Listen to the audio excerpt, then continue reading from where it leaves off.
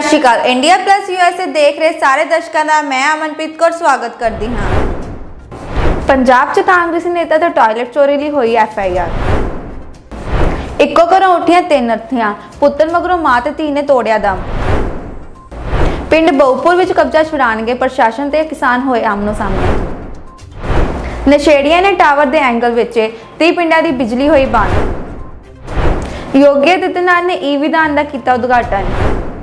आओ शुरुआत करते हैं आज इस पहली वड्डी खबर तो। पंजाब च कांग्रेसी नेता तो टॉयलेट चोरी ਲਈ ਹੋਈ FIR। पंजाब ਵਿੱਚ ਕਾਂਗਰਸੀ ਆਗੂ ਇੰਦਰਪ੍ਰੀਤ ਸਿੰਘ ਬੰਟੀ ਖਿਲਾਫ ਮੋਬਾਈਲ ਟਾਇਲਟ ਚੋਰੀ ਦਾ ਮਾਮਲਾ ਦਰਜ ਕੀਤਾ ਗਿਆ ਹੈ। ਇਹ ਕਾਂਗਰਸੀ ਆਗੂ ਨਗਮ ਕੌਂਸਲਰ ਧਰਮਕੋਟ ਦਾ ਪ੍ਰਧਾਨ ਹੈ। ਨਗਰ ਨਿਗਮ ਕਮਿਸ਼ਨ ਨੇ ਇਸ ਦੀ ਸ਼ਿਕਾਇਤ ਪੁਲਿਸ ਨੂੰ ਕੀਤੀ। ਇਸ ਵਿੱਚ ਕਿਹਾ ਗਿਆ ਹੈ ਕਿ ਇਹ ਮੋਬਾਈਲ ਟਾਇਲਟ ਮੁੱਖ ਮੰਤਰੀ ਦੇ ਪ੍ਰੋਗਰਾਮ ਵਿੱਚ ਭੇਜਿਆ ਗਿਆ ਸੀ। ਉਸ ਤੋਂ ਬਾਅਦ ਇਸ ਨੂੰ ਵਾਪਸ ਨਹੀਂ ਭੇਜਿਆ ਗਿਆ। ਜਾਂਚ ਦੌਰਾਨ ਪਤਾ ਲੱਗਿਆ ਕਿ ਨਗਰ ਕੌਂਸਲਰ ਪ੍ਰਧਾਨ ਨੇ ਮੋਬਾਈਲ ਟਾਇਲਟ ਆਪਣੇ ਸ਼ੈੱਡ ਵਿੱਚ ਰਖਵਾ ਦਿੱਤਾ, ਜਿਸ ਨੂੰ ਬਰਾਮਦ ਕਰ ਲਿਆ ਗਿਆ ਹੈ। ਕੀ ਨਾਮ ਕੀ ਤੁਹਾਡਾ ਜੀ? मेरा नाम इंद्रप्रीत है जी। मैं धर्मकोट नगर कौंसल का प्रधान हाँ। इंद्रप्रीत जी, ਤੁਹਾਡੇ ਉੱਪਰ ਇੱਕ ਪਰਚਾ ਦਰਜ ਹੋਇਆ ਜੀ ਮੋਬਾਈਲ ਪਬਲਿਕ ਟਾਇਲਟ ਚੋਰੀ ਕਰਨ ਦਾ। ਤੁਹਾਡਾ ਕੀ ਕਹਿਣਾ ਜੀ ਇਸ ਬਾਰੇ? ਜਿੰਦਲ ਸਾਹਿਬ, मैं लोगों के चुनिया हुआ नुमाइंदा 20,000 लोगों को रिप्रजेंट करदा। मैं नहीं समझता कि मेरे दी थां ते कोई भी व्यक्ति जिहड़ा इस अहुदे ते होऊगा मोबाइल टॉयलेट चोरी करूगा। ये सियासी बदलाखोरी की भावना नाल, क्योंकि मिस्टर चन्नी बतौर मुख्य मंत्री जो पंजाब धर्मकोट आए सी तो एक टॉयलेट धर्मकोट आई सी ਜਿਹੜੀ ਨਗਰ ਨਿਗਮ ਮੋਗਾ ਵਾਲੇ ਕੁਝ ਦਿਨ ਬਾਅਦ ਚ ਲੈ ਕੇ ਗਏ। ਹਾਲਾਂਕਿ ਮੈਂ ਉਹਨਾਂ ਨੂੰ ਫੋਨ ਕਰਦਾ ਰਿਹਾ ਲੈ ਜਾਓ, ਔਰ ਉਹ ਜਨਵਰੀ ਚ ਲੈ ਗਏ ਸੀ ਵਾਪਸ। 29 ਦਸੰਬਰ ਨੂੰ ਮੇਬੀ ਆਏ ਸੀਗੇ CM ਸਾਹਿਬ, ਤੇ ਕੁਝ ਦਿਨਾਂ ਬਾਅਦ ਉਹ ਜਿਹੜੀ ਪਬਲਿਕ ਟਾਇਲਟ ਲੈ ਗਏ ਸੀਗੇ। ਉਸ ਤੋਂ ਬਾਅਦ ਜਦੋਂ ਗਵਰਨਮੈਂਟ ਚੇਂਜ ਹੋਈ, ਮੇਰੇ ਖਿਲਾਫ ਬੇਭਰੋਸਗੀ ਦਾ ਮਤਾ ਆਇਆ ਸੀ। ਜਿਸ ਦਿਨ ਬੇਭਰੋਸਗੀ ਦੇ ਮਤੇ ਦੀ ਮੈਂ ਮੀਟਿੰਗ ਕਾਲ ਕੀਤੀ, ਉਸ ਦਿਨ ਮੈਨੂੰ ਮੁੱਖ ਥਾਣਾ ਅਫਸਰ ਧਰਮਕੋਟ ਦਾ ਫੋਨ ਆਇਆ ਕਿ ਜੇ ਤੂੰ ਮੀਟਿੰਗ ਅਟੈਂਡ ਕਰਨ ਲਈ ਗਿਆ ਤਾਂ ਤੇਰੇ ਤੇ ਅਸੀਂ ਟਾਇਲਟ ਚੋਰੀ ਕਰਨ ਦਾ ਮੁਕੱਦਮਾ ਦਰਜ ਕਰਾਂਗੇ, ਕਿਉਂਕਿ ਸਾਡੇ ਕੋਲੇ ਕੰਪਲੇਂਟ ਹੈ। उस दिन चलो लोगों ने सहयोग दिता, प्रेस ने सहयोग दिता, मैं वो मीटिंग करने कामयाब हो गया। उस तो बाद रिसेंटली कल परसों रात को मैंने पता लग्या भी मेरे तो मुकदमा दर्ज हो गया। मैं समझदा कि मैनू अपने अहुदे तो पासे करने लई, जां मैनू ये भी पता लग्या कि मीत प्रधान उस दिन प्रधान मीटिंग करना चाहते सी नगर कौंसल की, तो उन्होंने कारसाधक अफसर उन्होंने दस्सिया भी मीटिंग उन्नी देर तुसीं नहीं कॉल कर सकते जिन्नी देर तक प्रधान इत्थे है। इसलिए मैं समझदा कि उन्होंने मैनू पासे करने लई कोई हरकत की है। मेरा इस चीज़ कोई लेना देना नहीं। मैं मानयोग मुख्य मंत्री पंजाब उन्होंने भी बेनती करूँगा कि इदां दियां कुछ हरकतां जिहदे नाल लोकां दे चुने हुए नुमाइंदियां दे अक्स नूं ढाह लगदी होवे, इहो जिहियां नहीं करनियां चाहीदियां। मैं ते सत्कारयोग सरदार सुखजीत सिंह नाल साडी पार्टी के प्रधान राजा वड़िंग, कल असीं मानयोग deputy director general of police उन्होंने भी मिल के आए हैं, उन्होंने भी सारे मार्ग तो जाणू करवा के आए हैं, तो कोशिश करांगे SSP साहब नूं मिल के भी कि मुकदमे नूं भी खारिज कराया जाए। ਜਿਹੜੀ ਤੁਹਾਡੇ ਉੱਪਰ FIR ਲੌਜ ਹੋਈ ਹੈ, ਤੁਸੀਂ ਆਪਦੀ ਅਰੈਸਟ ਤੋਂ ਬਚਣ ਵਾਸਤੇ ਤੁਹਾਡੇ ਵੱਲੋਂ ਕੀ ਕਾਰਵਾਈ ਪਾਈ ਗਈ? मैनू मानयोग कोर्ट ने जी अरेस्ट करता उसे ਕਦੋਂ ਤੱਕ ਹੈ ਜੀ? 25 तक की। ਹੁਣ ਤੁਹਾਡੀ ਅਗਲੀ ਕਾਰਵਾਈ ਕੀ ਰਹੇਗੀ? अगली कार मैं शामिल तफ्तीश होऊंगा तो मानयोग कप्तान पुलिस मोगा नूं मिल के ये सारे केस तो जाणू करवा के जी झूठी FIR हुई है उन्होंने रद्द कराने की कोशिश करूँ। ਜਿਵੇਂ ਇੰਦਰਪ੍ਰੀਤ ਜੀ ਤੁਸੀਂ ਦੱਸਿਆ ਵੀ ਜਨਵਰੀ ਦੇ ਵਿੱਚ ਜਿਹੜੀ ਪਬਲਿਕ ਟਾਇਲਟ ਵਾਪਸ ਵੀ ਚਲੀ ਗਈ ਸੀ, ਤਾਂ ਫਿਰ ਕੀ ਕਾਰਨ ਹੈ ਜਿਹੜਾ ਮਈ ਦੇ ਵਿੱਚ ਪਰਚਾ ਦਰਜ ਹੁੰਦਾ? ये तो उन्होंने पता है जी, करने वालों को सियासी बदलाखोरी है। मैं समझदा कि इदों माड़ी गल होर के एक बंदे ते एक मौजूदा प्रधान ते प्रधान फर्स्ट पर्सन हुंदा है शहर का, ਉਹਦੇ ਤੇ ਆਪਾਂ ਪਬਲਿਕ ਟਾਇਲਟ ਚੋਰੀ ਦਾ ਪਰਚਾ ਕਰੀਏ, ਇਦੋਂ ਘਿਨਾਉਣੀ ਹਰਕਤ ਹੋਰ ਕੀ ਹੋ ਸਕਦੀ ਹੈ ਜੀ। SP ਸਾਹਿਬ, ਇੱਕ ਧਰਮਕੋਟ ਨਗਰ ਕੌਂਸਲ ਦੇ ਪ੍ਰਧਾਨ ਤੇ ਮਾਮਲਾ ਦਰਜ ਹੋਇਆ ਜੀ। ਸਰ ਕੀ ਹੈ ਸਾਰਾ ਮਾਮਲਾ ਜੀ, ਤੇ ਕਿਹੜੀ ਧਾਰਾਵਾਂ ਦੇ ਤਹਿਤ ਮਾਮਲਾ ਦਰਜ ਹੋਇਆ? ਮੁਨੇਸ਼ ਜੀ, ਪਿਛਲੇ ਸਮੇਂ 'ਚ ਜਦੋਂ ਵਿਧਾਨ ਸਭਾ ਇਲੈਕਸ਼ਨ ਹੋਏ ਪੰਜਾਬ 'ਚ, ਵੱਖਰੀਆਂ ਪਾਰਟੀਆਂ ਆਪਣੀ ਕੰਪੇਨਿੰਗ ਕਰ ਰਹੀਆਂ ਸੀ। ਇਸੇ ਦੌਰਾਨ ਉਸ ਸਮੇਂ ਦੇ ਮੁੱਖ ਮੰਤਰੀ ਸਰਦਾਰ ਚਰਨਜੀਤ ਸਿੰਘ ਚੰਨੀ ਧਰਮਕੋਟ ਆਏ ਸੀ। ਕਿਸੇ ਰੈਲੀ ਨੂੰ ਸੰਬੋਧਨ ਕਰ ਸਿਵਲ ਪ੍ਰਸ਼ਾਸਨ ਵੱਲੋਂ ਉੱਥੇ 2 ਮੋਬਾਈਲ ਟਾਇਲਟਸ ਲਗਾਈਆਂ ਗਈਆਂ ਸੀ। ਜਦੋਂ ਵਾਪਸ ਚਲੇ ਗਏ ਤਾਂ ਬਾਅਦ ਵਿੱਚ ਇੱਕ ਜਿਹੜੀ ਟਾਇਲਟ ਸੀ ਉਹ ਤਾਂ ਸਿਵਲ ਪ੍ਰਸ਼ਾਸਨ ਨੂੰ ਮਿਲ ਗਈ, ਦੂਸਰੀ ਟਾਇਲਟ ਉੱਥੇ ਮਿਸ ਸੀ। ਇਹਦੀ ਪੜਤਾਲ ਹੁੰਦੀ ਰਹੀ, ਆਪਣੇ ਤੌਰ 'ਤੇ ਉਹਨਾਂ ਨੇ ਪੜਤਾਲ ਕੀਤੀ, ਤਾਂ ਹੁਣ ਉਹਨਾਂ ਨੂੰ ਪਤਾ ਲੱਗਿਆ ਕਿ ਟਾਇਲਟ ਜਿਹੜੀ ਮੋਬਾਈਲ ਟਾਇਲਟ ਆ ਉਹ ਧਰਮਕੋਟ ਕਿਸੇ ਸੈਲਰ ਦੇ ਵਿੱਚ ਪਈ ਹੈ। ਤਾਂ ਉੱਥੋਂ ਉਹਨਾਂ ਨੇ ਬਰਾਮਦ ਕਰ ਲਈ ਹੈ ਤੇ ਉਸ ਸੰਬੰਧੀ ਕੇਸ ਰਜਿਸਟਰ ਕਰਨ ਲਈ ਜਿਹੜੀ ਚਿੱਠੀ ਲਿਖਤੀ SDM ਸਾਹਿਬ ਦੇ ਥਰੂ ਸਾਡੇ ਕੋਲ ਆ ਗਈ। ਤਾਂ ਉਹਦੇ 'ਤੇ ਜੋ ਬਣਦੀ ਕਾਰਵਾਈ ਸੀ ਪਰਸੋਂ 17 ਤਰੀਕ ਨੂੰ ਉੱਤੇ ਜਿਹੜਾ ਸੈਲਰ ਮਾਲਕ ਹੈ ਇੰਦਰਪ੍ਰੀਤ ਸਿੰਘ ਬੰਟੀ, ਜਿਹੜਾ ਕਿ ਉੱਥੋਂ ਦੀ ਕਮੇਟੀ ਦਾ ਹੈ ਪ੍ਰੈਜ਼ੀਡੈਂਟ ਵੀ ਹੈ, ਮਾਰਕੀਟ ਮਿਊਨਿਸਪਲ ਕਮੇਟੀ ਦਾ, ਉਹਦੇ ਖਿਲਾਫ ਕੇਸ ਰਜਿਸਟਰ ਹੋਇਆ ਹੈ। Section 379 411 IPC। ਫਿਲਹਾਲ ਜਿਹੜਾ ਦੋਸ਼ੀ ਹੈ ਉਹ ਗ੍ਰਿਫਤ ਤੋਂ ਬਾਹਰ ਹੈ, ਉਹਨੂੰ ਜਲਦੀ ਗ੍ਰਿਫਤਾਰ ਕਰ ਲਿਆ ਜਾਏਗਾ। ਸਰ ਜਿਹੜਾ ਪ੍ਰਧਾਨ ਬੰਟੀ ਹੈ ਉਹਦਾ ਕਹਿਣਾ ਹੈ ਕਿ ਜਿਹੜੀ ਟਾਇਲਟ ਹੈ ਇਹ ਜਨਵਰੀ ਮਹੀਨੇ 'ਚ ਰਿਕਵਰ ਹੋ ਗਈ ਸੀ ਜੀ, ਉਸ ਤੋਂ ਬਾਅਦ ਸਰ ਮਈ ਦੇ ਵਿੱਚ ਸਰ ਇਹ ਮਾਮਲਾ ਕਿਉਂ ਦਰਜ ਕੀਤਾ ਗਿਆ? ਇਹ ਜਿਹੜਾ ਹੈਗਾ ਸਾਰਾ ਤਫਤੀਸ਼ ਦਾ ਇੱਕ ਹਿੱਸਾ ਹੈ। ਡਿਊਰਿੰਗ ਇਨਵੈਸਟੀਗੇਸ਼ਨ ਸਾਰੀ ਗੱਲ ਦਾ ਪਤਾ ਲੱਗੂਗਾ, ਕਿਉਂਕਿ ਫਿਲਹਾਲ ਸਾਡੇ ਕੋਲ ਜਦੋਂ ਪੱਤਰ ਆਇਆ ਅਸੀਂ ਕੇਸ ਰਜਿਸਟਰ ਕਰ ਲਿਆ। ਹੁਣ ਡਿਊਰਿੰਗ ਇਨਵੈਸਟੀਗੇਸ਼ਨ ਜੇ ਕੋਈ ਡਿਲੇ ਹੋਈ ਤਾਂ ਉਹਦੇ ਬਾਰੇ ਵੀ ਪਤਾ ਲੱਗੇਗਾ। ਇੱਕੋ ਘਰੋਂ ਉੱਠੀਆਂ 3 ਅਰਥੀਆਂ, ਪੁੱਤਰ ਮਗਰੋਂ ਮਾਂ ਤੇ ਧੀ ਨੇ ਤੋੜਿਆ ਦਮ। ਇੱਕ ਘਰ ਵਿੱਚ 3 ਲੋਕਾਂ ਦੀਆਂ ਅਰਥੀਆਂ ਉੱਠਣ ਨਾਲ ਪੂਰੇ ਪਿੰਡ ਵਿੱਚ ਸੋਗ ਦਾ ਮਾਹੌਲ ਛਾ ਗਿਆ। ਜਿਸ ਨੇ ਵੀ ਇਹ ਖਬਰ ਸੁਣੀ ਉਹ ਹੈਰਾਨ ਰਹਿ ਗਿਆ। ਬਜ਼ੁਰਗ ਮਾਂ ਬਿਜਲੀ ਦਾ ਕਰੰਟ ਲੱਗਣ ਨਾਲ 55 ਸਾਲਾ ਪੁੱਤਰ ਦੀ ਮੌਤ ਨਾ ਸਹਾਰ ਸਕੀ। ਕੁਝ ਹੀ ਪਲਾਂ ਵਿੱਚ ਉਹ ਵੀ ਦੁਨੀਆ ਨੂੰ ਅਲਵਿਦਾ ਕਹਿ ਗਈ। ਜਿਵੇਂ ਹੀ ਪਿਓ ਤੇ ਦਾਦੀ ਦੀ ਮੌਤ ਦੀ ਖਬਰ ਘਰ ਪਹੁੰਚੀ ਤਾਂ 15 ਸਾਲਾ ਧੀ ਦੀ ਸਿਹਤ ਵਿਗੜ ਗਈ। ਪਲਾਂ ਵਿੱਚ ਹੀ ਉਸ ਦੀ ਵੀ ਮੌਤ ਹੋ ਗਈ। ਇੱਕੋ ਵੇਲੇ 3 ਲੋਕਾਂ ਦੀ ਮੌਤ ਨੇ ਹੰਗਾਮਾ ਮਚਾ ਦਿੱਤਾ। ਮੇਰਾ ਨਾਮ ਪ੍ਰੇਮ ਸਿੰਘ। ਪ੍ਰੇਮ ਸਿੰਘ ਜੀ, ਕੀ ਹੋਇਆ ਮੰਗਤ ਨੂੰ? ਮੰਗਤ ਨੂੰ ਬਸ ਮਾੜੀ ਜਿਹੀ ਛਾਂਟ ਲੱਗੀ ਨਾਲ ਅੱਛਾ ਜੀ। ਤੇ ਬਸ ਡਿੱਗਿਆ ਤੇ ਉਹਦੀ ਉਹ ਤੋਂ ਬਾਅਦ ਬਸ ਖਤਮ। ਅੱਛਾ, ਤੇ ਉਹਦੇ ਜਿਹੜੇ ਮਾਤਾ ਜੀ ਨੂੰ ਕੀ ਹੋਇਆ ਜੀ? ਮਾਤਾ ਵੀ ਬਸ ਉਹਦਾ ਹੌਂਕਾ ਲੈ ਗਈ ਪੁੱਤਰ ਦਾ। ਅੱਛਾ, ਤੇ ਮਾਤਾ ਦੀ ਵੀ ਡੈਥ ਹੋ ਗਈ। ਮਾਤਾ ਨੇ ਉਹਦਾ ਬਿਮਾਰ ਰਹਿੰਦੀ ਹੋਈ, ਉਹਨੇ ਪੁੱਤਰ ਨੂੰ ਲੈ ਕੇ ਜਾਂਦਾ ਸੀ ਸਾਰਾ ਕੁਝ। ਉਹ ਇਕੱਠੇ ਇੱਕੋ ਚੁੱਲ੍ਹੇ ਤੇ ਸਨ। ਬਠਿੰਡੇ ਦਵਾਈ ਲੈਣੀ ਹੋਈ ਜਾਂਦਾ ਸੀ ਉਹਦੇ ਨਾਲ। ਅੱਛਾ ਜੀ। ਹਾਂਜੀ। ਤੇ ਉਸ ਤੋਂ ਬਾਅਦ ਸਾਨੂੰ ਇਹ ਵੀ ਪਤਾ ਲੱਗਿਆ ਕਿ ਅੱਜ ਬੇਟੀ ਨੇ ਵੀ ਉਹਦੇ ਪਰ ਬੇਟੀ ਵੀ ਅੰਦਰ ਦਾ ਹੌਂਕਾ ਲੈ ਗਈ ਜੀ। ਉਹ ਵੀ ਅੱਜ ਕੱਲ ਉਹ ਗੁਜ਼ਰ ਗਿਆ ਤੇ ਅੱਜ ਉਹ ਗੁਜ਼ਰ ਗਿਆ। ਉਹਦਾ ਨਾਲੋਂ ਨਾਲ ਡਿੱਗ ਪਈ ਕੁੜੀ ਤਾਂ ਵਿਚਾਰੀ ਉੱਥੇ। ਕੁੜੀ ਉੱਠੀ ਨਹੀਂ ਨਹੀਂ ਵੀਰਿਆ ਇਲਾਜ ਕਰਾ ਰਹੇ ਵੀਰਿਆ ਪਰ ਨਹੀਂ ਪੇਸ਼ ਗਈ। ਜਿਹੜਾ ਭਾਣਾ ਵਰਤਿਆ ਪ੍ਰੇਮ ਸਿੰਘ ਕੇ ਘਰ ਨਾਲ ਬਹੁਤ ਮਾੜਾ ਵਰਤਿਆ ਜੀ।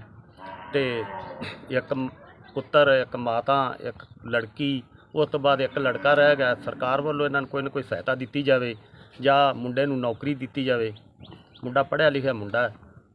ਤੇ ਅੱਜ ਜੇ MLA ਜਗਦੀਪ ਸਿੰਘ ਗੋਲਡੀ ਕੰਬੋਜ ਵੀ ਆਏ ਸੀ, ਉਹਨਾਂ ਨੇ ਕੀ ਪਰਿਵਾਰ ਨੂੰ ਆਏ ਸੀ ਪਰ ਇਹਨਾਂ ਨੂੰ ਪਤਾ ਮੈਂ ਹੈ ਨਹੀਂ ਸੀ ਇੱਥੇ। ਅੱਛਾ ਜੀ। ਤੇ ਬੇਟਾ ਕਿੰਨੇ ਪੜ੍ਹਿਆ ਹੋਇਆ? ਬੇਟਾ ਅੱਧਾ ਸੀ। ਕਿੰਨਾ ਪੜ੍ਹਿਆ? ਪਲੱਸ 2 ਕੀਤੀ ਹੈ। ਪਲੱਸ 2। ITI ਵੀ ਕੀਤੀ ਹੈ। ਅੱਛਾ। ਹਾਂ, ਪਲੱਸ 2 ITI ਕੀਤੀ ਹੈ। ਤੇ ਇਹ ਜਦੋਂ ਘਰੇ ਇਹ ਹੋਇਆ, ਯਾਨੀ ਕਿ ਪਤਾ ਹੀ ਨਹੀਂ ਲੱਗਿਆ ਕਿ ਯਕਦਮ ਪਤਾ ਸੁੱਤੇ ਸੀ ਸਾਰੇ। ਅੱਛਾ। 1-2 ਦਾ ਟਾਈਮ ਸੀ। 1-2 ਦਾ ਟਾਈਮ ਸੀ। ਜਲਾਲਾਬਾਦ ਤੋਂ ਆਏ ਨੇ। ਇਹ 1 ਵਜੇ ਆਏ ਨੇ ਅੱਛਾ ਜੀ। ਦੋਵੇਂ ਭਰਾ ਹੀ ਕਿ ਸੌਦਾ ਪਤਾ ਲੈਣ ਗਏ ਸੀ ਉੱਥੇ। ਅੱਛਾ। ਪਿੰਡ ਬਹੁਪੁਰ ਵਿੱਚ ਕਬਜ਼ਾ ਛੁਡਾਉਣਗੇ ਪ੍ਰਸ਼ਾਸਨ ਤੇ ਕਿਸਾਨ ਹੋਏ ਆਮਨੋ ਸਾਹਮਣੇ। ਪੰਜਾਬ ਵਿੱਚ ਆਮ ਆਦਮੀ ਪਾਰਟੀ ਸਰਕਾਰ ਬਣਨ ਤੋਂ ਬਾਅਦ ਸਰਕਾਰ ਵੱਲੋਂ ਆਦੇਸ਼ ਦਿੱਤੇ ਗਏ ਹਨ, ਪਿੰਡਾਂ ਵਿੱਚ ਜਿੰਨੀ ਵੀ ਪੰਚਾਇਤੀ ਜ਼ਮੀਨ ਉੱਪਰ ਕਬਜ਼ੇ ਹੋਏ ਹਨ ਉਹ ਖਾਲੀ ਕਰਵਾਏ ਜਾਣ। ਜਿਸ ਤਹਿਤ ਜ਼ਿਲ੍ਹਾ ਪ੍ਰਸ਼ਾਸਨ ਦੇ ਵੱਲੋਂ ਗੁਰਦਾਸਪੁਰ ਦੇ ਪਿੰਡ ਬਾਉਪੁਰ ਵਿੱਚ ਵੀ ਪੰਚਾਇਤੀ ਜ਼ਮੀਨ ਉੱਪਰ ਹੋਏ ਨਾਜਾਇਜ਼ ਕਬਜ਼ੇ ਨੂੰ ਛੁਡਵਾਉਣ ਲਈ ਪਹੁੰਚੇ ਤਾਂ ਪਿੰਡ ਵਾਸੀਆਂ ਤੇ ਕਿਸਾਨਾਂ ਨੇ ਪ੍ਰਸ਼ਾਸਨ ਦੇ ਨਾਲ ਉਲਝਦੇ ਹੋਏ ਨਜ਼ਰ ਆਏ ਅਤੇ ਕਿਸਾਨ ਨੇ ਜ਼ਮੀਨ ਵਿੱਚ ਹੀ ਪ੍ਰਸ਼ਾਸਨ ਦੇ ਖਿਲਾਫ ਧਰਨਾ ਸ਼ੁਰੂ ਕਰ ਦਿੱਤਾ। ਦੇਖੋ ਜੀ, ਸਾਡੇ ਪਿੰਡ 'ਚ ਕਰੀਬ 20 ਤੋਂ 25 ਕਿੱਲੇ ਪੈਲੀ ਜਿਹੜੀ ਆ ਉਹ ਪੰਚਾਇਤ ਦੀ ਆ, ਜਿਹਦੇ ਤੇ ਲੋਕਾਂ ਦਾ ਨਜਾਇਜ਼ ਕਬਜ਼ਾ ਸੀ। ਸਰਕਾਰ ਦੇ ਹੁਕਮ ਨਾਲ ਇਹ ਜਿਹੜਾ ਕਬਜ਼ਾ ਹਟਾਇਆ ਜਾ ਰਿਹਾ। ਇਹਨਾਂ ਨੇ ਕੇਸ ਕੀਤਾ, ਅਸੀਂ ਉਹਦਾ ਜਵਾਬੀ ਦਾਅਵਾ ਦਿੱਤਾ ਜਿਹੜਾ ਕਿ ਪੰਚਾਇਤ ਦੇ ਹੱਕ ਵਿੱਚ ਹੋਇਆ। ਅਤੇ ਅੱਜ DDPO ਸਾਹਿਬ ਖੁਦ ਮੌਕੇ 'ਤੇ ਆ ਕੇ ਇਹਨਾਂ ਦੀ ਤਸੱਲੀ ਕਰਾਈ ਆ ਕਿ ਤੁਹਾਡੇ ਕੋਲ ਕੋਈ ਕਾਗਜ਼ ਨਹੀਂ ਹੈ, ਨਾ ਕੋਈ ਤੁਹਾਡਾ ਇੱਥੇ ਕਬਜ਼ਾ ਸ਼ੋਅ ਹੁੰਦਾ, ਤੇ ਇਸ ਕਰਕੇ ਤੁਸੀਂ ਜ਼ਮੀਨ ਜਿਹੜੀ ਆ ਇਹ ਇਲੀਗਲ ਤਰੀਕੇ ਨਾਲ ਵਾਹ ਰਹੇ ਹੋ। ਤੇ ਜਿਹਦਾ ਸਰਕਾਰ ਨੂੰ ਨੁਕਸਾਨ ਹੁੰਦਾ, ਸਰਕਾਰ ਦਾ ਨੁਕਸਾਨ ਰੋਕਣ ਵਾਸਤੇ ਇਹ ਤੁਹਾਨੂੰ ਛੱਡ ਦੇਣੀ ਚਾਹੀਦੀ ਆ। ਪਰ ਇਹ ਕੁਝ ਸ਼ਰਾਰਤੀ ਅਨਸਰ ਅਨੋਖ ਸਿੰਘ ਵਰਗੇ ਜਿਹੜੇ ਕਾਮਰੇਡ ਹੈਗੇ ਨੇ, ਹੁਣ ਕਿਸਾਨ ਵੇਖਣਾ ਕਹੀ ਜਾਂਦੇ ਨੇ, ਸਾਨੂੰ ਨਹੀਂ ਪਤਾ ਕਿਹੜੇ ਕਿਸਾਨ ਵੇਖਦੇ ਨੇ, ਪਰ ਇਹਨਾਂ ਨੇ ਕਈ ਜਗ੍ਹਾ ਜਾ ਕੇ ਝਗੜੇ ਫਸਾਦ ਕਰਵਾਏ ਨੇ ਅਤੇ ਲੋਕਾਂ ਦੀਆਂ ਨਜਾਇਜ਼ ਜ਼ਮੀਨਾਂ ਜਿਹੜੀਆਂ ਉਹ ਹੜੱਪ ਕਰਨ ਦੀ ਕੋਸ਼ਿਸ਼ ਕੀਤੀ ਹੈ। ਇਸੇ ਤਰ੍ਹਾਂ ਹੀ ਅੱਜ ਪਿੰਡ ਬਾਊਪੁਰ ਜੱਟਾਂ ਵਿੱਚ ਵੀ ਇਹ ਆਏ ਨੇ ਤੇ ਆ ਕੇ ਤੇ ਧੱਕਾ ਕਰ ਰਹੇ ਨੇ ਕਿ ਇਹ ਜ਼ਮੀਨ ਜਿਹੜੀ ਆ ਜਿਨ੍ਹਾਂ ਦੇ ਕੋਲ ਨਜਾਇਜ਼ ਕਬਜ਼ਾ ਉਹਨਾਂ ਦੇ ਥੱਲੇ ਹੀ ਇਹ ਰਹਿਣ ਦੇਣੀ ਆ। ਅਸੀਂ ਇਹ ਜ਼ਮੀਨ ਪੰਚਾਇਤ ਨੂੰ ਨਹੀਂ ਵਾਹੁਣ ਦੇਣੀ, ਜਿਹੜੀ ਕਿ ਪ੍ਰਸ਼ਾਸਨ ਦੀ ਵੀ ਤੋਹੀਨ ਹੈ ਤੇ ਪੰਚਾਇਤ ਦੀ ਵੀ ਤੋਹੀਨ ਹੈ। ਜ਼ਮੀਨ ਹੈ ਜੋ ਪਿਛਲੇ ਕਾਫੀ ਲੰਬੇ ਸਮੇਂ ਤੋਂ ਨਜਾਇਜ਼ ਕਬਜ਼ੇ ਹੇਠ ਸੀ। ਅੱਜ ਅਸੀਂ ਪੂਰੀ ਤਿਆਰੀ ਨਾਲ ਆਏ ਹਾਂ, ਪੁਲਿਸ ਫੋਰਸ ਵੀ ਆ, ਰੈਵਨਿਊ ਡਿਪਾਰਟਮੈਂਟ ਵੀ ਸਾਡੇ ਨਾਲ ਆ ਤੇ ਸਾਡੇ ਡਿਪਾਰਟਮੈਂਟ ਦੇ ਅਫੀਸ਼ੀਅਲਸ ਤੇ ਕਰਮਚਾਰੀ ਵੀ ਨਾਲ ਆ। ਅੱਜ ਇਹ ਕਬਜ਼ਾ ਅਸੀਂ ਛਡਾਉਣ ਆਏ ਹਾਂ। ਕੁੱਲ ਸਰ ਕਿੰਨੀ ਜ਼ਮੀਨ ਹੈ? 221 ਕਨਾਲ 8 ਮਰਲੇ। ਕਿੰਨੀ ਛਡਾ ਰਹੇ ਅਸੀਂ ਸਾਰੀ ਜ਼ਮੀਨ ਦਾ ਹੀ ਦਖਲ ਲੈਣਾ ਹੈ ਜੀ। ਅੱਜ ਕਿਸਾਨਾਂ ਵੱਲੋਂ ਦੋਸ਼ ਲਗਾਇਆ ਜਾ ਰਿਹਾ ਪਿੰਡ ਵਾਸੀਆਂ ਵੱਲੋਂ ਕਿ ਇਹਦੇ ਵਿੱਚ ਜੋ ਆ ਪੱਖਪਾਤ ਕੀਤਾ ਜਾ ਰਿਹਾ ਵਾ, ਕੁਝ ਲੋਕਾਂ ਕੋਲ ਨਜਾਇਜ਼ ਜ਼ਮੀਨ ਆ ਉਹਨਾਂ ਕੋਲ ਨਹੀਂ ਛਡਾਈ ਜਾ ਰਹੀ। ਨਹੀਂ, ਇਹੋ ਜਿਹਾ ਕੋਈ ਪੱਖਪਾਤ ਨਹੀਂ। ਜੋ ਅੱਜ ਦਾ ਜੋ ਸਾਡਾ ਫੈਸਲਾ ਉਹ 'ਚ 221 ਕਨਾਲ ਆ ਤੇ 8 ਮਰਲੇ, ਜਿਵੇਂ ਕਿ ਮੈਂ ਦੱਸਿਆ। ਇਸ ਤੋਂ ਇਲਾਵਾ ਅਸੀਂ ਹਰ ਬਲਾਕ 'ਚ ਅਸੀਂ ਅਨਾਉਂਸਮੈਂਟਸ ਵੀ ਕਰਾਉਂਦੇ ਹਾਂ, ਲੋਕਾਂ ਨੂੰ ਨਿੱਜੀ ਤੌਰ ਤੇ ਪ੍ਰੇਰਿਤ ਵੀ ਕਰਨੇ ਆ। ਜੇ ਇਸ ਤੋਂ ਇਲਾਵਾ ਵੀ ਕੋਈ ਰਕਬਾ ਹੈ ਸਾਡੇ ਅਫੀਸ਼ੀਅਲਸ ਦੇ ਧਿਆਨ ਵਿੱਚ ਆਉਂਦਾ ਹੈ, ਸਾਡੇ ਧਿਆਨ 'ਚ ਆਉਂਦਾ, ਜਾਂ ਜਿਵੇਂ ਕਿ ਸੀਐਮ ਸਾਹਿਬ ਨੇ ਅੱਜ WhatsApp ਨੰਬਰ ਵੀ ਜਾਰੀ ਕਰਤਾ, ਸਾਡੇ ਧਿਆਨ 'ਚ ਲਿਆਇਆ ਜਾਵੇ ਸੋ ਡੈਟ ਅਸੀਂ ਕਾਨੂੰਨੀ ਪ੍ਰਕਿਰਿਆ ਨੂੰ ਬੇਦਖਲੀ ਕਰਾਂਗੇ। ਸੋ ਜੇ ਹੋਰ ਵੀ ਹੈ ਤਾਂ ਅਸੀਂ ਕਾਨੂੰਨੀ ਪ੍ਰਕਿਰਿਆ ਹੀ ਫੋਲੋ ਕਰਾਂਗੇ ਤਾਂ ਕਿ ਇਸੇ ਤਰ੍ਹਾਂ ਹੀ ਅਸੀਂ ਦਖਲ ਦੀ ਕਾਰਵਾਈ ਅਮਲ 'ਚ ਲਿਆਈਏ।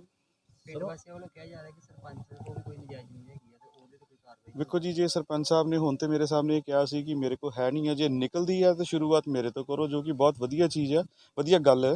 ਤੇ ਇਸ ਤੋਂ ਬਾਕੀਆਂ ਨੂੰ ਵੀ ਪ੍ਰੇਰਨਾ ਲੈਣੀ ਚਾਹੀਦੀ ਹੈ ਵੀ ਜੇ ਸਰਪੰਚ ਖੁਦ ਮੋਹਰੀ ਬਣ ਜਾਣ ਤੇ ਇਸ ਤੋਂ ਵਧੀਆ ਪ੍ਰੇਰਨਾ ਕਿਸੇ ਲਈ ਹੋਰ ਨਹੀਂ ਹੋ ਸਕਦੀ। ਪਿੰਡ ਬਾਊਪੁਰ ਦਾ ਜ਼ਮੀਨ ਜਿਹੜੀ ਆ ਜੋ ਭਗਵੰਤ ਮਾਨ ਨੇ ਜਿਹੜਾ ਕੰਮ ਰੰਭਿਆ ਆਬਾਦ ਕਰਨ ਕੋਲ ਮਾਲਕੀ ਦੇ ਹੱਕ ਖੋਹਣ ਦਾ ਜਿਹੜਾ ਪ੍ਰਕਿਰਿਆ ਸ਼ੁਰੂ ਕੀਤੀ ਆ, ਉਸ ਪ੍ਰਕਿਰਿਆ ਤੋਂ ਪਹਿਲਾਂ ਦੀ ਪ੍ਰਕਿਰਿਆ ਚੱਲ ਰਹੀ ਆ। ਜਦੋਂ ਇੱਥੇ ਕਾਂਗਰਸ ਦਾ ਰਾਜ ਸੀ ਤੇ ਪਿੰਡ ਬਾਊਪੁਰ ਦੇ ਵਿੱਚ 221 ਕਨਾਲਾਂ ਰਕਬਾ ਜਿਹੜਾ ਨੋਮਣੀ ਨਾਲੇ ਵਾਸਤੇ ਛੱਡਿਆ ਹੋਇਆ ਤੇ ਉਹਦੇ ਵਿੱਚ ਜਿਹੜਾ ਇੱਥੋਂ ਦਾ ਮੌਜੂਦਾ ਸਰਪੰਚ ਆ ਉਹਦੇ ਵੱਲੋਂ 53 ਕਨਾਲ ਰਕਬੇ ਦਾ ਜਿਹੜੇ ਵਿਰੋਧੀ ਨੇ ਜਿਹੜੇ ਮਤਲਬ ਵੋਟਾਂ ਜਿਹੜੀ ਵਿਰੋਧੀ ਪਾਰਟੀ ਨੂੰ ਪਾਈਆਂ ਨੇ ਉਹਨਾਂ ਦਾ ਰਕਬਾ ਜਿਹੜਾ ਕਢਾਉਣ ਦੀਆਂ ਜਿਹੜੀਆਂ ਚਾਲਾਂ ਚੱਲਦਾ ਰਿਹਾ 1.5 ਸਾਲ ਹੋ ਗਿਆ, ਮਤਲਬ ਪਿਛਲੇ 1.5 ਸਾਲ ਤੋਂ ਚੱਲ ਰਿਹਾ, ਜਦੋਂ ਤੋਂ ਦਿੱਲੀ ਅੰਦੋਲਨ ਚੱਲਦਾ ਸੀ।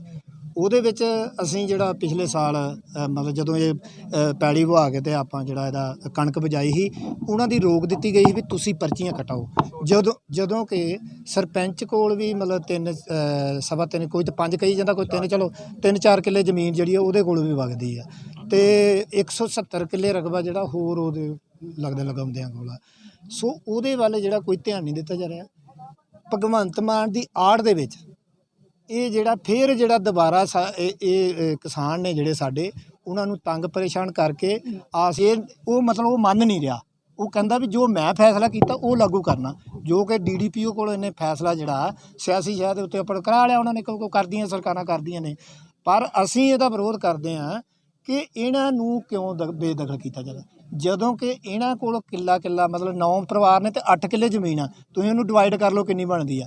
ਉਧਰ ਜਿਹੜੀ ਹੈ 176 ਕਿੱਲੇ ਜ਼ਮੀਨ ਆ। ਜ਼ਮੀਨ ਦਾ ਕੇਸ ਚੱਲ ਰਿਹਾ ਹੈ। 221 ਕਨਾਲਾਂ ਜ਼ਮੀਨ ਹੈ, ਨੋਮਣੀ ਦੀ ਹੈ। ਇਹ ਜਿਵੇਂ ਕਹਿੰਦੇ ਆ ਕਿ ਜੁਮਲਾ ਮੁਕਤਸਰ ਜ਼ਮੀਨ ਹੈ। ਇਹ ਗਵਰਨਮੈਂਟ ਨੇ ਨੋਮਣੀ ਦੇ ਨਾਲ ਛੱਡੀ ਹੈ ਕਿ ਜੋ ਵੀ ਪਾਣੀ ਹੈ ਨਿਕਲ ਇਹਦੇ ਨਾਲ ਇਕੱਠਾ ਹੋ ਰਿਹਾ ਸਕੇ, ਜ਼ਿਮੀਂਦਾਰ ਦਾ ਬਾਕੀ ਦਾ ਨੁਕਸਾਨ ਨਾ ਹੋਵੇ। ਲੇਕਿਨ ਹੁਣ ਸਾਡੇ ਬਜ਼ੁਰਗਾਂ ਨੇ 60 ਸਾਲ ਤੋਂ ਇਹ ਜ਼ਮੀਨ ਇੱਥੇ ਪਹਿਲਾਂ ਪਾਣੀ ਵਗਦਾ ਹੁੰਦਾ ਸੀਗਾ, ਇੱਥੇ ਨੋਮਣੀ ਵਗਦੀ ਸੀ। ਔਰ ਸਾਡੇ ਬਜ਼ੁਰਗਾਂ ਨੇ ਜਦੋਂ ਪਾਣੀ ਇੱਥੇ ਬੰਜਰ ਸਿਆਲ ਦੇ ਉੱਤੇ ਬਰਸਾਤਾਂ ਵਿੱਚ ਪਾਣੀ ਵਗਦਾ ਸੀਗਾ, ਸਿਆਲ ਨੂੰ ਸੁੱਕ ਜਾਂਦਾ ਸੀਗਾ। ਸਿਆਲ ਦੇ ਸਾਡੇ ਬਜ਼ੁਰਗਾਂ ਨੇ ਰੇਤਾ ਕਾਈ ਪੁੱਟ ਕੇ ਤੋਂ ਇਹ ਜ਼ਮੀਨ ਜਿਹੜੀ ਆ ਆਬਾਦ ਕੀਤੀ ਆ। ਅੱਜ ਇਹ ਜ਼ਮੀਨ ਆਬਾਦ ਹੋ ਗਈ ਆ ਔਰ ਸਰਪੰਚ ਨੂੰ ਇਹ ਦਿਸ ਰਹੀ ਹੈ ਵੀ ਇਹ ਜ਼ਮੀਨ ਆਬਾਦ ਹੈ। ਇਹ ਕਿਸੇ ਦੇ ਨਾਂ ਦੇ ਬੋਲੀ ਕਰਾ ਕੇ ਆਪ ਬਾਉਣਾ ਚਾਹੁੰਦਾ ਹੈ ਜ਼ਮੀਨ ਨੂੰ। ਅੱਗੇ ਵੀ ਪੰਚਾਇਤ ਦੀ ਜ਼ਮੀਨ ਨੇ ਬੋਲੀ ਕਿਸੇ ਨਾਂ 'ਤੇ ਹੁੰਦੀ ਹੈ, ਲੇਕਿਨ ਕਬਜ਼ਾ ਇਹਨੇ ਕੀਤਾ ਹੋਇਆ 3.5 ਕਨਾਲ ਜ਼ਮੀਨ ਪੰਚਾਇਤ ਦੀ ਹੈ। 221 ਕਨਾਲ ਜ਼ਮੀਨ ਹੈ, ਜੇ ਤੇ ਸਾਨੂੰ 53 ਕਨਾਲ ਦਾ ਸਟੇ ਮਿਲਿਆ। ਬਾਕੀ ਲੋਕਾਂ ਨੂੰ ਜਿਹੜੇ ਤਕਰੀਬਨ ਪਿੰਡ ਦੇ 15 ਘਰ ਜ਼ਮੀਨ ਬਾਹਰ ਹੈ, ਉਹਨਾਂ ਨੂੰ ਇਹਨੇ ਕੋਈ ਨੋਟਿਸ ਨਹੀਂ ਦਿੱਤਾ, ਕੋਈ ਨਹੀਂ ਉਹਨਾਂ ਨੂੰ ਕਿਹਾ, ਨਾ ਹੀ ਉਹਨਾਂ ਕੋਈ ਛਡਾਉਂਦਾ। 2 ਸਾਲ ਹੋ ਗਿਆ, ਕੋਰਟ 'ਚ ਵੀ ਇਹਨੇ ਕਿਹਾ ਸੀਗਾ ਕਿ ਮੈਂ ਇਹਦੀ ਨਿਸ਼ਾਨਦੇਹੀ ਕਰਾਵਾਂਗਾ ਜੋ ਰਹਿੰਦੀ ਜ਼ਮੀਨ ਹੈ, ਬਾਕੀ ਇਹਨੇ ਅਜੇ ਤੱਕ ਨਿਸ਼ਾਨ ਨਹੀਂ ਕਰਾਈ। ਪਹਿਲਾਂ ਵੀ ਗਰਦੌਲ ਪਟਵਾਰੀ ਆ ਚੁੱਕੇ ਨੇ ਦਖਲ ਦੇਣ ਵਾਸਤੇ, ਲੇਕਿਨ ਉਹ ਸਟੇ ਦੇਖ ਕੇ ਗਰਦੌਲ ਤੇ ਪਟਵਾਰੀ ਉਸ ਟਾਈਮ ਮੁੜ ਗਏ ਸੀਗੇ। ਹਾਂਜੀ, ਸਾਡੀ ਵੀ ਜ਼ਮੀਨ ਦੇ ਵਿੱਚ ਆ ਜੀ। ਸਾਡੇ ਅਸੀਂ 3 ਭਰਾ ਆ, ਸਾਡੀ ਕਿੱਲਾ ਸਵਾ ਕਿੱਲਾ ਜ਼ਮੀਨ ਹੈ ਸਾਡੀ। ਮੰਗ ਕੀ ਕਰਦੇ ਹੋ? ਹਾਂਜੀ, ਅਸੀਂ ਛੱਡਾਂਗੇ, ਪਰ ਅਜੇ ਸਾਡਾ ਕੋਰਟ ਦੇ ਵਿੱਚ ਇਹ ਚੱਲਦਾ। ਉਸ ਕੀ ਕਹਿੰਦਾ, ਕੋਰਟ ਦੇ ਵਿੱਚ ਸਟੇ ਦਿੱਤਾ ਸਾਨੂੰ। ਇਹ ਅੱਜ ਰਾਸ਼ਨ ਕਹਿ ਰਿਹਾ ਕਿ ਸਟੇ ਨਹੀਂ ਹੈ, ਲੇਕਿਨ DDPO ਨੇ ਜਿੱਦਾਂ ਆਰਡਰ ਲਿਖਿਆ, DDPO ਨੇ ਲਿਖਿਆ ਥੱਲੇ ਇੱਕ ਲਾਈਨ ਦਖਲ ਦੀ ਜਿਹਨੂੰ ਲਿਖੀ ਇੱਕ ਲਾਈਨ ਅਗਰ ਸਟੇ ਆ ਰਹਾ ਤਾਂ ਵਿਚਾਰਿਆ ਜਾਵੇ। ਉਦੋਂ ਗਰਦੌਰ ਤੇ ਕਟਵਾਈ ਦੇ ਕੇ ਮੁੜ ਗਏ, ਲੇਕਿਨ ਬਹੁਤ ਧੱਕੇ ਕਰ ਰਿਹਾ ਹੈ, ਕਿਸਾਨ ਧੱਕੇ ਕਰ ਰਿਹਾ। ਵਾਹਿਗੁਰੂ ਜੀ ਕਾ ਖਾਲਸਾ, ਵਾਹਿਗੁਰੂ ਜੀ ਕੀ ਫਤਿਹ। ਦੇਖੋ ਜੀ, ਆਪਣੇ ਡੀਡੀਪੀਓ ਸਾਹਿਬ ਨੇ ਜਿਹੜਾ ਉਹ ਗੱਲ ਦੱਸੀ ਹੈ, ਕਿਉਂਕਿ ਉਹਨਾਂ ਦੀ ਸ਼ਾਇਦ ਹਾਜ਼ਰੀ ਦੇ ਵਿੱਚ ਫੈਸਲਾ ਹੋਇਆ ਹੋਵੇ, ਪਰ ਇੱਕ ਗੱਲ ਨਾਲ ਉਹਨਾਂ ਨੇ ਕਾਨੂੰਨੀ ਪ੍ਰਕਿਰਿਆ ਦੀ ਦੱਸੀ ਹੈ। ਅਸੀਂ ਜੋ ਉਹਦੀ ਕਾਨੂੰਨੀ ਪ੍ਰਕਿਰਿਆ ਦੇ ਵਿੱਚ ਵਾਅਦਾ ਨਾ ਡਾਲਿਆ ਜਾਏ। ਅਸੀਂ ਉਹ ਕਾਨੂੰਨੀ ਪ੍ਰਕਿਰਿਆ ਦੇ ਵਿੱਚ ਜੋ ਸਾਡਾ ਚੱਲ ਰਿਹਾ ਉਹਦੇ ਵਿੱਚ ਜੇ ਵਾਅਦਾ ਹੁੰਦੇ। ਨਸ਼ੇੜੀਆਂ ਨੇ ਟਾਵਰ ਦੇ ਐਂਗਲ ਵਿੱਚ 30 ਪਿੰਡਾਂ ਦੀ ਬਿਜਲੀ ਹੋਈ ਬੰਦ। ਬਠਿੰਡਾ ਦੇ ਰਾਮਪੁਰਾ ਪੁਲ ਤੋਂ ਇੱਕ ਬੇहद ਅਨੋਖਾ ਮਾਮਲਾ ਸਾਹਮਣੇ ਆਇਆ ਹੈ, ਜਿੱਥੇ ਨਸ਼ੇੜੀ ਨੇ ਬਿਜਲੀ ਦਾ ਟਾਵਰ ਹੀ ਖੋਲ ਕੇ ਵੇਚ ਦਿੱਤਾ। ਦੱਸਿਆ ਜਾ ਰਿਹਾ ਹੈ ਕਿ ਨਸ਼ੇੜੀ ਨੇ 66 kV ਟਾਵਰ ਦੇ ਐਂਗਲ ਖੋਲ ਕੇ ਵੇਚ ਦਿੱਤੇ, ਜਿਸ ਨਾਲ ਪੂਰਾ ਟਾਵਰ ਹੇਠਾਂ ਡਿੱਗ ਗਿਆ, ਜਿਸ ਤੋਂ ਬਾਅਦ ਬਠਿੰਡਾ ਰਾਮਪੁਰਾ ਪੁਲ ਤੇ 30 ਪਿੰਡਾਂ ਦੀ ਬਿਜਲੀ ਠੱਪ ਹੋ ਗਈ। ਹੁਣ ਦੀ ਬਹੁਤ ਵੱਡੀ ਤਾਜ਼ਾ ਨਿਊਜ਼, ਫੂਲ ਗ੍ਰਿਡ ਤੋਂ ਜੇਠੂ ਕੇ ਗ੍ਰਿਡ ਨੂੰ ਜਾਂਦੀ 66 kV ਲੈਣ ਦੀਆਂ 2 ਟਾਵਰਾਂ ਦੀਆਂ ਖੋਲੀਆਂ ਚੋਰਾਂ ਨੇ ਐਂਗਲਾਂ। ਚੋਰਾਂ ਦੇ ਹੋਏ ਹੌਸਲੇ ਬੁਲੰਦ, ਮੌਤ ਦੀ ਕੀਤੀ ਨਹੀਂ ਪਰਵਾਹ। ਯੋਗੀ ਆਦਿੱਤਿਆਨਾਥ ਨੇ ਈ-ਵਿਧਾਨ ਦਾ ਕੀਤਾ ਉਦਘਾਟਨ।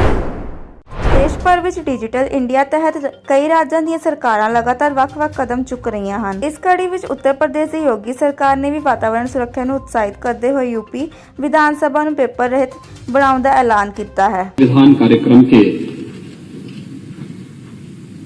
शुभारंभ कार्यक्रम में मुख्य अतिथि के रूप में उपस्थित माननीय अध्यक्ष लोकसभा श्री ओम बिरला जी, उत्तर प्रदेश विधानसभा के माननीय अध्यक्ष श्री सतीश महाना जी, नेता प्रतिपक्ष श्री अखिलेश यादव जी, संसदीय कार्य मंत्री श्री सुरेश खन्ना जी, सभी माननीय सदस्यगण,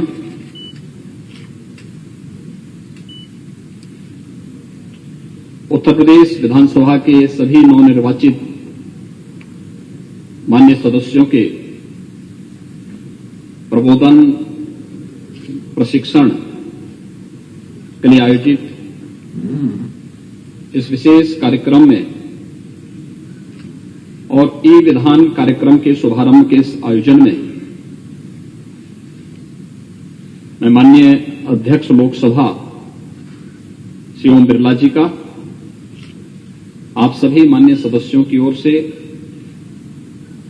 और आपके माध्यम से उत्तर प्रदेश की जिस 25 करोड़ जनता के हितों के लिए यहां पर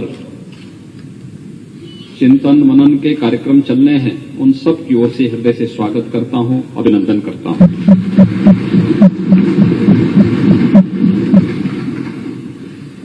ये हम सब का सौभाग्य है कि आदरणीय प्रधानमंत्री श्री नरेंद्र मोदी जी ने डिजिटल इंडिया के माध्यम से शासन की योजनाओं को आम जन तक पहुंचाने के लिए तकनीक का अधिकाधिक उपयोग करने के बारे में हमेशा जोर दिया है और प्रदेश सरकार ने विगत 5 वर्षों के अंदर तकनीक का अधिकाधिक उपयोग करते हुए समाज के अंतिम पायदान पर बैठे हुए व्यक्ति तक शासन की योजनाओं को जोड़ने, डीबीटी के माध्यम से शासन की योजनाओं का लाभ उन लोगों तक पहुंचाने के लिए जिस कार्यक्रम को आगे बढ़ाया था, आज उसके उत्साहवर्धक परिणाम भी हम सबके सामने आए हैं। मैं धन्यवाद दूंगा उत्तर प्रदेश के हमारे माननीय अध्यक्ष जी को,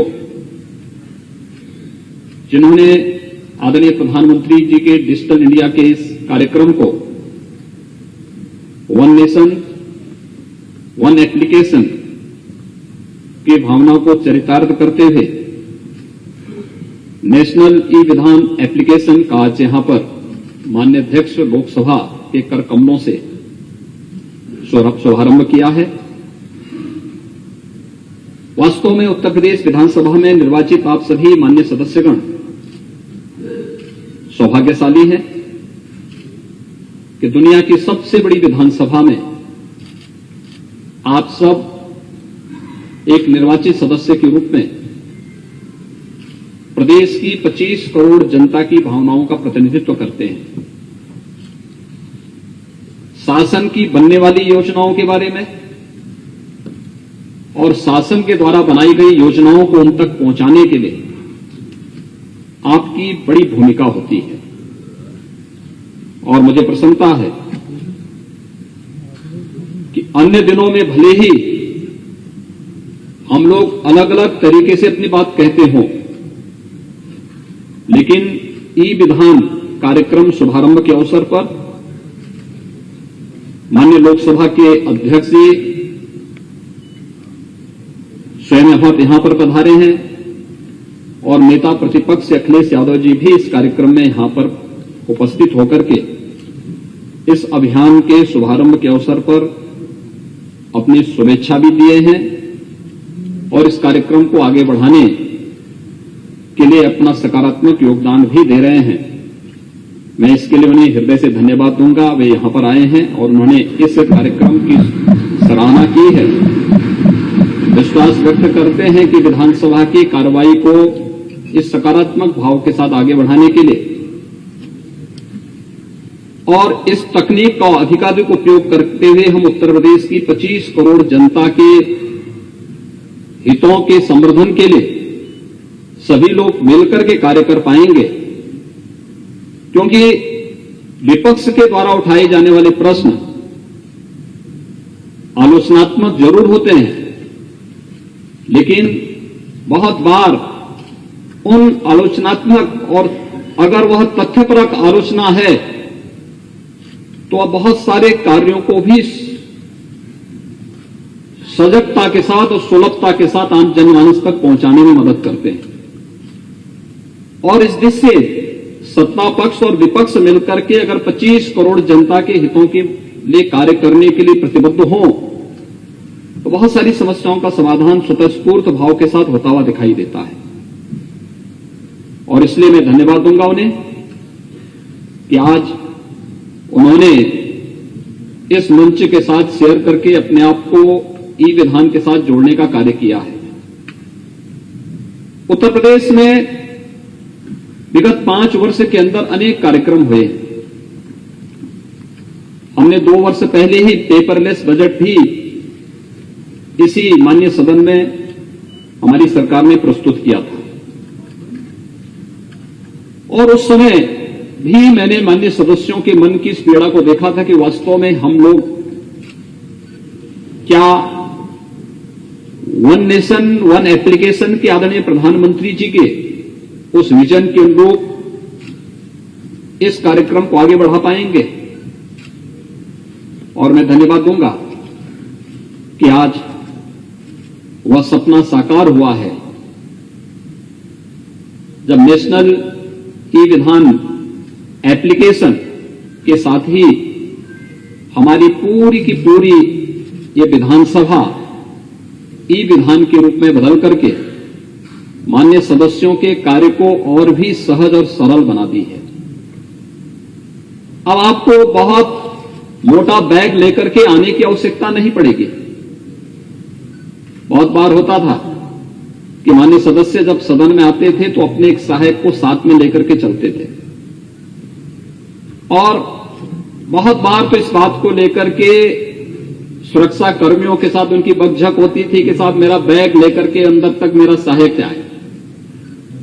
मुझे लगता है कि ई विधान के बाद आपका कार्य और भी सरल होने जा रहा है, लेकिन तकनीक में पारंगत होना, तकनीक को सकारात्मक भाव के साथ लेकर के और प्रदर्शन की वस्तु नहीं होती है,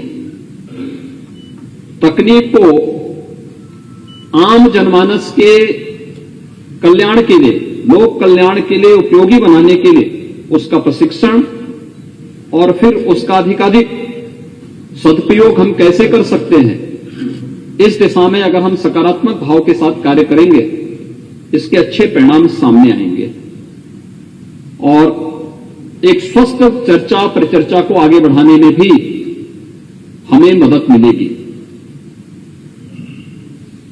मुझे प्रसन्नता है कि आज यहां पर माननीय लोकसभा के अध्यक्ष जी का मार्गदर्शन 2 वर्ष के बाद फिर से यहां पे प्राप्त हो रहा है।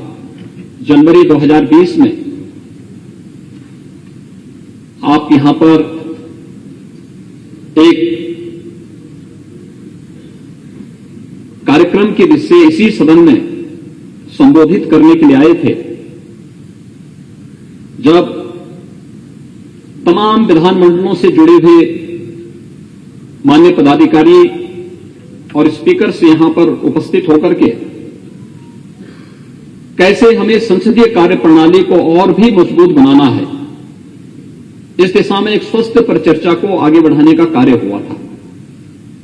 17वीं विधानसभा इस दिशा से बहुत समृद्धशाली रही।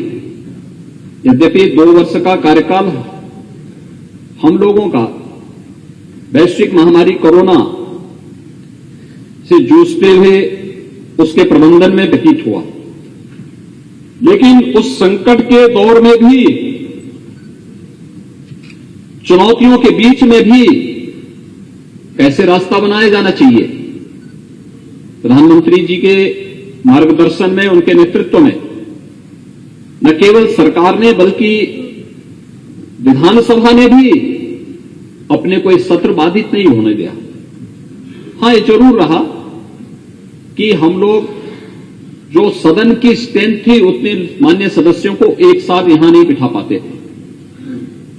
हमने वर्चुअल जोड़ने की भी परमिशन दी है। जो बड़े बड़े स्क्रीन लगे हुए हैं, इसी बात के लिए उस समय भी स्थापित किए गए थे कि हम इस स्क्रीन का उपयोग कर सकें और कोई मान्य सदस्य जो 60 साल से ऊपर का है, पहले से किसी बीमारी से ग्रसित है, अगर वह चाहे या अस्वस्थता की स्थिति में है तो वह चाहे तो वर्चुअली भी जोड़ करके सदन की कार्रवाई का में भागीदार बन सकता है। और उस समय भी सदन का कार्य हो सकता है कि हमने सदन की कार्यप्रणाली को नियमित चलाया। हां, उसकी अवधि को सीमित किया गया, लेकिन सदन तब भी चला। सरकार ने अपनी सारी गतिविधियों को चलाया, कोविड प्रबंधन का एक मॉडल खड़ा करने का प्रयास किया। उस चुनौती से जूझते हुए आज हम लोग एक नई विधानसभा की ओर आगे बढ़ रहे हैं। 18वीं विधानसभा का गठन होना और 18वीं विधानसभा के गठन के साथ ही ई विधान लागू होना और उसके प्रशिक्षण का भी कार्यक्रम। कल मैं स्वयं यहां पर आया था, मैंने पूरे सदन का अवलोकन किया था, मान्य सदस्यों के प्रशिक्षण के कार्यक्रम को भी देखा। और मैं आप सभी मान्य सदस्यों से भी अपील करूंगा, 128 नए सदस्य आए हैं। पुराने भी मान्य सदस्य बहुत सारे ऐसे होंगे कि जिनको अब तक ये लगता रहा होगा कि हो सकता है कि इसकी प्रशिक्षण की आवश्यकता हमारी नहीं। यद्यपि हमारी ई कैबिनेट पहले से है, हमने ई बजट 2 वर्ष पहले ही प्रदेश में यहां लागू कर दिया था, लेकिन मेरा आप सबसे अनुरोध होगा कि हम तकनीक से भागे ना, उसको अंगीकार करें। हां, उसका पिछलग्गू भी न बने, क्योंकि बहुत बार होता यह है कि हम फिर जहां पे पब्लिक से इंटरेक्शन होना है, जनता के बीच में जाना है, फील्ड विजिट हमारे होते रहने चाहिए, क्षेत्र का विजिट होते रहना चाहिए। नहीं तो ऐसा ना हो कि क्षेत्र विजिट के लिए आप भी ये मान लें कि अब हम वर्चुअल ही सबसे संपर्क करके काम चलेगा। जनता से संवाद के लिए आपको प्रत्यक्ष जाना ही होगा, और नहीं तो वर्चुअली जड़ने की बात तो फिर जनता भी उस समय चुनाव के समय यही कहती है कि आप वर्चुअली वोट भी ले लेना। तो वह स्थिति कम से कम विधानसभा के मान्य सदस्यों के साथ नहीं जुड़ सकती है।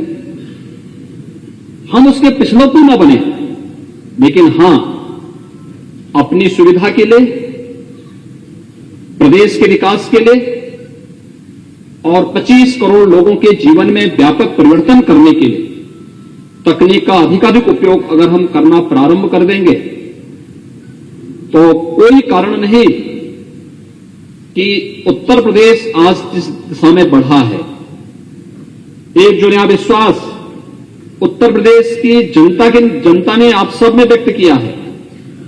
उत्तर प्रदेश में जो संभावनाएं हैं और पूरा देश और देश का नेतृत्व उत्तर प्रदेश के अंदर जिन संभावनाओं को देख रहा है, इन संभावनाओं को सभी लोग मिलकर के अच्छे ढंग से आगे बढ़ा करके आदरणीय प्रधानमंत्री जी की मंशा के अनुरूप हम देश की अर्थव्यवस्था में उत्तर प्रदेश की भूमिका को पूरी मजबूती के साथ और सही परिप्रेक्ष्य में लाने में सफल होंगे। प्रशिक्षण के इस कार्यक्रम की अवधि के दौरान आप माननीय सदस्यगण अवश्य इसका प्रशिक्षण लें, सभी माननीय मंत्रीगण भी इसका प्रशिक्षण लें और प्रशिक्षण के साथ जुड़ करके ई विधान का लाभ लें और फिर इसका उपयोग प्रदेश के विकास और प्रदेश की 25 करोड़ जनता के हितों के संवर्धन में हम लोग अवश्य करें। इस विश्वास के साथ मैं माननीय अध्यक्ष लोकसभा जी का यहां पर उनका हृदय से स्वागत करता हूं, अभिनंदन करता हूं। आप सबके इस प्रशिक्षण कार्यक्रम के प्रति और ई विधान के प्रति मैं माननीय विधानसभा के अध्यक्ष जी को हृदय से धन्यवाद देता हूं। आप सभी के प्रति अपनी शुभकामनाएं व्यक्त करता हूं और विश्वास व्यक्त करता हूं कि ई विधान लागू होने के बाद हम इस पूरी विधानसभा को फेज वाइज पेपरलेस बनाने के साथ ही जो हार्ड कॉपी हमारे पास आती थी उस व्यवस्था को धीरे धीरे करके समाप्त करते हुए हम लोग एक समय आएंगे कि हमारा माननीय जनप्रतिनिधि, माननीय विधायक अपने टैबलेट या अपने सारे कार्यक्रमों को ई विधान के माध्यम से ही जोड़ करके उसने अपनी सीट पर बैठा और सबसे अच्छी व्यवस्था यह होगी कि वह अपनी सीट पर आके बैठेगा और वहीं से उसकी सारी गतिविधियां उसके माध्यम से देखने को मिलेंगी। सीट से ही उसको, जो भी माननीय अध्यक्ष जी ने कहा कि अपनी सीट से ही बोलेंगे, तो बहुत सारी चीजें बहुत स्पष्ट होती हुई दिखाई देंगी। मैं 17वीं विधानसभा में भी कहा था और फिर मैं कहूंगा कि संसदीय लोकतंत्र की दृष्टि से हमारी लोकसभा ਇਹ ਸਨ ਅੱਜ ਦੀਆਂ ਮੁੱਖ ਖਬਰਾਂ। ਮੈਨੂੰ ਅਮਨਪ੍ਰੀਤ ਨੂੰ ਦਿਓ ਇਜਾਜ਼ਤ ਤੇ ਹੋਰ ਵਧੇਰੇ ਖਬਰਾਂ ਦੇ ਲਈ ਜੁੜੇ ਰਹੋ ਇੰਡੀਆ ਪਲੱਸ USA ਦੇ ਨਾਲ। ਸਤਿ ਸ਼੍ਰੀ ਅਕਾਲ।